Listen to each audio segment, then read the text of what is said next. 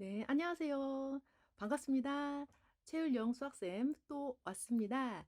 자, 수학 적중률 또 분석하러 왔는데요. 자, 지금 이 시간에는 2023학년도 2학기 기말고사 대성고 1학년 네, 수학 시험을 분석해 보도록 할게요. 자, 특징 잘 살펴보면 다음 시험 준비하는데 큰 도움이 될 거라 믿습니다. 자, 큰 틀 먼저 살펴보도록 합시다. 자, 첫 번째 시험 범위고요. 시험 범위는 수학하죠. 당연히 2학기니까. 자, 유리함수부터 시작을 했어요. 자, 유리함수부터 책 끝까지 유리함수, 무리함수, 경우의 수, 순열 조합. 자, 요렇게 들어갔다고 보고요. 자, 물론 이제 교과서 당연히 들어갔고요. 자, 대성고 부교재, 학교에서 공통으로 쓰고 있는 부교재가 시험 범위였었죠.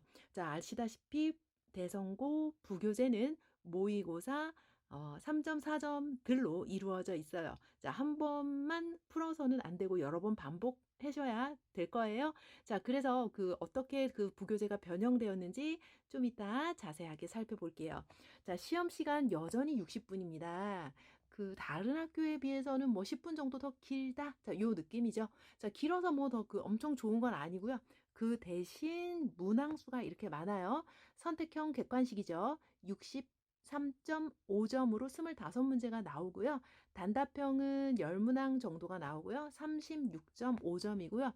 특징은 또 뭐가 있었냐 하면은 서술형은 없었고요. 선택형 문제에서 앞장 부분은 굉장히 쉽고 뒤로 갈수록 점점점 난이도가 높아지는 그런 분위기를 보여주고 있습니다. 문항수는 많고 그렇지만은 서술형이 없어서 뭐 문제 푸느라 시간이 그렇게 많이 뺏기지는 않는 거고요. 자, 그럼 지금부터 어떻게 구체적으로 적중이 되었는지 하나하나 꼼꼼히 살펴볼게요. 대성고 시험 가장 큰 특징 중에 하나가 자, 부교재 꼼꼼히 보세요. 뭐 이렇게 말씀을 가장 먼저 드리고 싶은데요. 자, 왜 그런지 몇 개 문제 사례들로 같이 볼게요. 자, 이번에 위에 보시면은 13번입니다. 13번에 유리함수를 어떻게 평행이동하였더니 뭐 이제 평행이동 문제죠. 자, 이거는 이번 시험에 나왔던 13번 문제였습니다. 자, 이 문제는 평행이동 문제였고요. 자, 이게 부교재 51번 문제와 굉장히 유사했다라고 말할 수 있어요. 자, 이 식이 위의 식과 무엇이 다르죠? 숫자만 다르겠죠? 이것을 x축의 방향으로 이만큼 y축으로 평행이동을 했더니 두 점근선의 교점이 어디 위에 있다라는 거죠. 평행이동을 했을 때 어떻게 되었는지에 관한 상황을 보여주는 그런 문제예요. 이것도 부교재를 미리 풀었던 학생들은 뭐 이제 어렵지 않게 점근선으로 평행이동을 시켰다면 굉장히 쉽죠. 자, 그런 특징을 첫 번째로 보여주고 있습니다. 그렇게 어려운 건 아니었지만 모의고사 출제되었을 때는 4점짜리다 라는 거를 또 알 수가 있어요. 자, 그럼 계속해서 다음 문제 특징 살펴볼게요.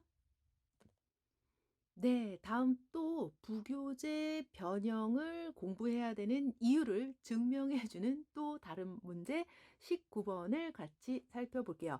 y는 ax가 이렇게 생긴 유리 함수의 분수 함수의 두 점근선의 교점을 지날 때 양수 a의 값을 구하라 라고 되어 있네요. 자, 밑으로 가서 이번에는 대성고 부교재 50번입니다. 자, a 상수죠. a 상수고 이러한 분수함수에 대해서 자, y는 x가 점근선의 교점을 지난다라고 얘기가 나왔네요. 참고로 저 그림은 부교재에는 잘 나와 있지만 뭐 문제 푸는데 이 그림이 뭐 사실 없어도 문제 푸는 데는 큰 지장은 없겠다라고 보여집니다. 자, 우리가 이제 점근선 분수함수에서는 점근선이 x는 a, 자, y는 3a 플러스 10이라는 걸 너무나 쉽게 알 수 있죠. 그런데 거기에 y는 ax가 점근선을 지나기 때문에 그냥 대입만 하면 그렇게 되는 문제인 거죠. 자, 마찬가지로 여기서도 대신 여기 부분이 바뀌었네요. y는 x. 자, 점근선을 구해서 대입을 하면 되는 그런 간단한 문제였다. 라고 볼 수 있고요. 네. 뭐 부교재 한번 봤던 학생들은 이 문제 자, 어렵지 않게 그냥 술술 풀 수 있었다고 합니다. 자, 그럼 다음 문제 계속 갑시다. 자, 다음 문제 또 같이 볼게요. 자, 21번입니다. 또 유리함수가 있는데요. x축과 만나는 점 x 절편이겠죠? 자, y축과 만나는 점 y 절편이겠죠? 또 두 점근선의 교점 C라고 하고 ABC가 한 직선 위에 있도록 하는 양수 K의 값을 구하라 라는 게 21번 이번에 출제되었던 문제이고요. 자, 그러면 그 밑에 부교재 47번이네요. 자, Y는 이렇게 되어 있는데 다른 점 한번 비교해 볼까요? 첫 번째 뭐가 다르죠? 점근선이 다르겠네요. 점근선이 여기서는 x는 2, y는 1이었는데 위에 거는 부호만 반대였고요. 첫 번째 위에서는 k가 양수였는데 밑에는 k가 음수다라는 점이 다릅니다. 자, 또 x축, y축과 만나는 점을 a, b라 하고 a, b가 한 직선 위에 있을 때 상수 k의 값을 구하라 라는 거죠. 자, 그래서 절편을 먼저 구해주고요. A의 좌표와 B의 좌표를 구해주고 C의 좌표는 벌써 점근선의 교점이기 때문에 우리가 바로 구할 수 있죠. 자, C의 좌표는 그냥 마이너스 2,1이라는 게 점근선 공부했던 사람님들은 다 보일 수가 있고요. 그 다음에 이제 그 Y 절편 X가 0일 때 Y의 값 2분의 K,1 쓰고요. 자, 이게 Y 절편이 자, 이렇게 y 절편을 쓸 수 있고요. 그 다음에 x 절편은 y가 0일 때 x의 값이니까 그거를 계산을 해보면 마이너스 k 빼기 2분의 2,0이 되는 거예요. 자, 이렇게 한 다음에 중요한 거는 이제 뭐 절편이야 찾았다 치지만 세 점이 1직선 위에 있는 거죠. 한 직선 위에 세 점 ABC가 존재할 때는 어떻게 되는 거였죠? AB의 기울기와 자, BC의 기울기가 같음을 이용해서 문제를 K값을 구할 수 있었습니다. 자, 어렵지 않게 연산 가능했고요. 네, 이렇게 부교재는 중요했다. 그걸 말씀드리고 싶은 거였어요. 자, 그럼 다음 문제 또 같이 볼게요. 자, 다음 문제는 대성고 22번입니다. 점 A에서 함수 위 그래프점 P에 대해서 P를 중심으로 하고 P를 지나는 원의 넓이의 최소값을 구하는 그런 문제죠. 자, 이것은 부교재가 아니고요. 이번엔 부교재가 아니죠. 신사고 교과서 변형되었어요. 거의 뭐 변형된 건 숫자밖에 없지만 자, 한번 문제 읽어볼까요? 교과서 연습 문제입니다. 점이 다르네요. 함수 위의 점 P에 대해서 A를 중심으로 하고 P를 지나는 원의 넓이의 최소값이니까 제가 봤을 때 거의 똑같다라고 보여집니다. 미리 같이 공부를 했던 학생들은 알 수 있었을 거예요.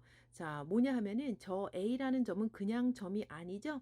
A라는 1, 마이너스 3은 자, 그래프 y는 x 마이너스 1, 3x 요 직선의 점근선 x는 1, y는 마이너스 3 점근선 위의 점이에요. 자, 그래서 그 그래프 위의 점 P를 구하는 가장 꿀팁을 드렸었죠. 자, 뭐죠? 이거를 원점으로 A를 다 원점으로 이동시키고 저 그래프를 원점으로 이동을 시켜서 자, y는 x분의 k를 구해서 원점과 y는 x분의 k를 생각하면 굉장히 쉬워요. 그럼 엄청 쉬워요. 자, 그래서 이걸 변형해서 k값을 구해보면은 y는 x분의 2가 나와서 자, 그래프가 이렇게 되는 거거든요. 이렇게 되는데 때마침 원점에서 그 원의 최소값은 이렇게 됩니다. 이렇게요. 자, 그래서 이게 닿아야 되는데 자, 아무튼 이게 닿아야 되겠죠? 그래서 이제 원의 넓이의 최소값은 항상 요 직선 있죠? y는 x와의 그 교점이 가장 최소가 된다라고 했기 때문에 요 x분의 2하고 x를 연립해 주면은 교점이 제일 쉽게 나올 수 있었죠? 네, 그러면은 이제 반지름 또 구할 수 있었어요. 그 x제곱이 2가 돼서 x는 루트 2, 루트 2가 돼서 반지름이 2가 되므로 답은 4파이가 되는 거였어요. 자, 그래서 이거는 원점으로 평행 이동시키는 꿀팁을 미리 교과서 함께 공부하실 때 배웠던 학생들은 그렇게 어렵지 않았고요. 바로 직방을 어렵게 구해서 연립하는 순간 풀이 과정은 엄청 길어집니다. 자, 이것도 뭐 교과서 변형이니까 이제 공부를 했던 사람들은 수월하게 맞출 수 있었다고 하네요. 자, 다음 문제 계속 볼게요. 같이 읽어볼까요? 자, 이렇게 2차 함수 양의 부분이 있고요. 무리함수가 있습니다. 저 여기서 절대적으로 눈치를 까야 되겠죠. 자, 뭡니까? 이 얘네들은 바로바로 그 유명한 역함수 관계에 있다라는 거를 아시면 문제 푸는 데 크나큰 도움이 되죠. 역함수 관계에 있고요. 그린 다음에 계속 읽어보면은 서로 다른 두 점에서 만나는 K의 개수를 구하세요라고 하는 거였고요. 자, 이 문제는 모의고사가 실려있는 대성고 부교재 70번과 굉장히 비슷해요. 자, 뭐가 다르죠? 네, 숫자가 바뀌어 있고요. 4가 5로만 바뀌어져 있네요. 5가 4로 바뀌었겠죠? 자, 이것이 서로 다른 두 점에서 만나는 정수 K의 개수를 구하라라고 되어 있어요. 서로 역함수 관계의 그 유명한 특징에 대해서 잠깐 정리를 해보면, 자, 어떤 무리함수나 이차함수나 역함수와의 교점은 항상 어디? y는 x라는 직선과 생기죠. 다시 한번 정리할까요? 자, 이게 f입니다. 그럼 f 역함수는 이렇게 있죠. 자, 하나가 f면 그 다른 애는 f 역함수가 돼요. 그래서 그 교점을 구하려면은 항상 역함수랑 연립하는 순간 난리가 나죠. 계산이 너무 지저분해져요. 그래서 아무나 뭐 fx와 x를 연립해도 상관이 없어요. 또는 gx나 x를 연립해도 상관이 없어요. 자, 연립을 뭐 해서 자, 그 다음에 뭐가 필요할까요? 나는 g랑 하겠습니다.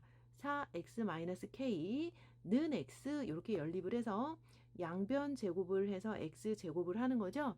그럼 얘가 이제 두 점에서 만나려면 어떻게 돼야 될까요? 자, 정리했습니다. 자, 두 점에서 만난다. D가 0보다 크다를 이용해서 K의 그 두 점에서 만나니까 판별식 D가 0보다 크다를 이용하면은 K의 범위가 나오게 되는 거예요. 자, 이거를 그냥 얘네들 바로 교점을 구한다고 생각을 하고 연립을 하면은 이제 망하는 자, 그런 유형 중에 하나였어요. 자, 그럼 이제 다음 문제 계속 볼까요? 자, 다음 문제 같이 읽어볼게요. 다음 문제는 단답형 7번입니다. 자, 뭐 이렇게 줄다리기 시합을 하는 그 유명한 대진표 문제죠. 대진표에 항상 있는 자리가 있어요. 그거를 우리가 부전승 요 자리죠. 자, 부전승으로 올라가는 걸 참 열심히 공부했었는데 자, 올라가지 않도록 대진표를 작성하는 방법의 수는 하고 물어보는 그런 문제였어요. 자, 이 문제는 교과서에 대진표가 참 한 페이지 가득해서 나온 페이지가 있죠. 그 문제에 대진표 작성하는 거를 자, 이렇게 배웠었어요. 우리가 두 개 팀, 네 개 팀으로 분할하는 것도 있고 그렇게 한 다음에 1차적으로 그렇게 한 다음에 이렇게 나눈다는 거죠. 이거 1번. 자, 1번으로 그렇게 나누고요. 자, 그다음에 2번은 뭐예요? 네 개 팀을 둘둘 이렇게 분할하는 그런 종류였죠. 자, 1번은 4 플러스 2 분할이고요. 2번은 2 플러스 2 분할하는 거였고요. 그래서 1번과 2번은 연이어 진행되는 상황이기 때문에 뭐 6C4, 그 다음에 2C2 하나 해주고 얘가 1번이죠. 그 다음에 2번은 4C2 곱하기 2C2 곱하기 200분의 1을 하는 그런 종류를 열심히 공부를 했었는데요. 자, 여기 그 대성고 문제에서는 1반부터 7반까지 이렇게 있는데 부전승 별자리에 올라가지 마라 라는 그런 유형이었죠. 자, 우리도 이것도 공부를 해봤었는데 그러면 여기가 부전승이니까 이 자리에 오면 안 되면 어떤 자리 가능하죠? 이 자리 가능하죠. 그죠? 여기 뭐라고 쓸까요? 초록색 별을 할게요. 이 자리가 있거나 아니면 이 자리가 있거나 근데 여기 이 자리나 똑같은 자리이기 때문에 경우의 수를 첫 번째는 초록 색깔 자리에 그 일반을 픽스 고정시켜 놓고 나머지를 분할하는 거고요. 자, 두 번째는 뭐죠? 저 보라색 자리에 1반을 고정시켜 놓고서 풀어주는 그런 문제였어요. 자, 그래서 이거는 좀 교과서가 많이 변형되었고 다른 모의고사 유형을 조금 풀어봤었어야지만 풀 수 있었다라고 보여집니다. 자, 그런데 뭐 이것도 우리가 부전승 문제는 N제에서 많이 풀어봤었기 때문에 답 맞추는 건 그렇게 어렵지 않았었어요. 네, 그럼 이제 다음 문제 계속 볼게요. 그 마지막 이 문제는 너무나 똑같이 이제 교과서가 변형됐다라기보다도 오히려 어떤 느낌이죠? 거의 그대로라는 거죠. 단답 1 번입니다. 조건을 보면 교과서 연습 문제에 나와 있는 조건 너무 그대로예요. 이거를 단순하게 NPR 공식과 NCR의 공식을 외웠다라고 해서 잘 풀 수 있는 게 아니라 NCR과 NPR의 관계, N개 중에 R개를 뽑아서 나열을 한 게 NPR이다라는 거였어요. 어. 그래서 여기 있는 가와 나를 적당히 대입을 하면 r팩이라는 값이 나오게 되는데요. 자, 이 문제를 풀므로써 학교 시험 그렇게 어렵지도 않고 교과서를 꼼꼼하게 공부하고 부교재만 열심히 공부하고 게다가 추가로 모의고사만 더 열심히 공부하면은 좋은 성적 다음에도 나올 수 있겠다라는 거 말씀드리고자 이 문제 다시 한번 실어놨고요. 자, 여러분, 자, 다음에도 우리 교과서랑 부교재 앤드 더 나아가서 모의고사까지 공부해서 좋은 점수 받을 수 있도록 다 같이 노력합시다. 네, 감사합니다. 최을영 수학쌤이었어요.